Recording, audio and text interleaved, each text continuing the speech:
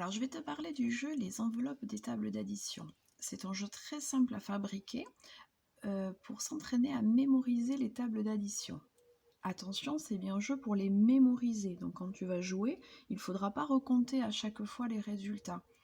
Pour cela, il faudra que tu te sers de tout ce qu'on a appris pour faire des calculs. Rappelle-toi des doubles, des presque doubles. Rappelle-toi que plus 1, c'est le suivant, plus 2, c'est le suivant et encore le suivant. Dans ce jeu, il faudra vraiment être malin et faire travailler ta mémoire. Quand tu travailles les tables d'addition, tu dois vraiment connaître les résultats par cœur. C'est-à-dire, si je te dis 3 plus 4, tu dois tout de suite savoir me dire le résultat, sans recompter avec tes doigts. Donc pour ça, il va falloir s'entraîner. Alors, je te montre maintenant comment fabriquer le jeu. Donc pour fabriquer le jeu, dans une feuille de papier, tu vas découper 24 rectangles de la même taille. Sur ces rectangles, ce sera des étiquettes, tu recopieras les opérations qui sont dans le tableau. Donc les opérations ici qui sont en bleu. Et au dos de chaque étiquette, il faudra écrire le résultat correspondant. Attention, il ne faudra pas se tromper. Donc fais vérifier tes résultats par un adulte ou tu peux aussi les vérifier à la calculatrice. Je te montre mes étiquettes. Hop. Donc par exemple, voilà une étiquette 2 plus 2 et derrière j'ai écrit évidemment 4. Ici j'ai l'étiquette, j'ai l'étiquette 7 plus 3 et au dos il y a le résultat, ça fait 10. Ensuite tu vas ranger toutes tes étiquettes dans une enveloppe.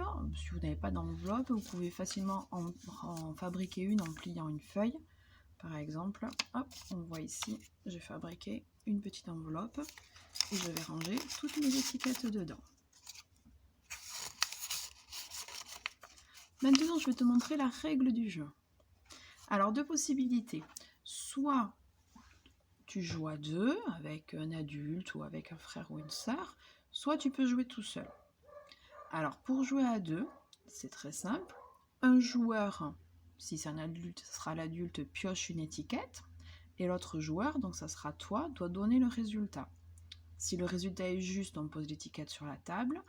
Et par contre, si le résultat est faux, on remet l'étiquette dans l'enveloppe. Comme ça, on se re-entraînera avec ce résultat.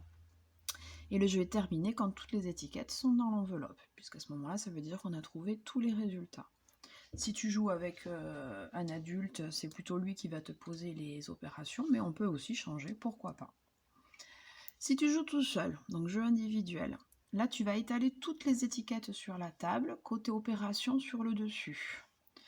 Tu vas ensuite choisir une étiquette, lire l'opération et donner le résultat. Tu vas vérifier en regardant derrière. Si c'est juste, tu mets l'étiquette dans l'enveloppe. Si c'est faux, tu la remets au même endroit sur la table. Comme ça, tu pourras recommencer avec cette opération.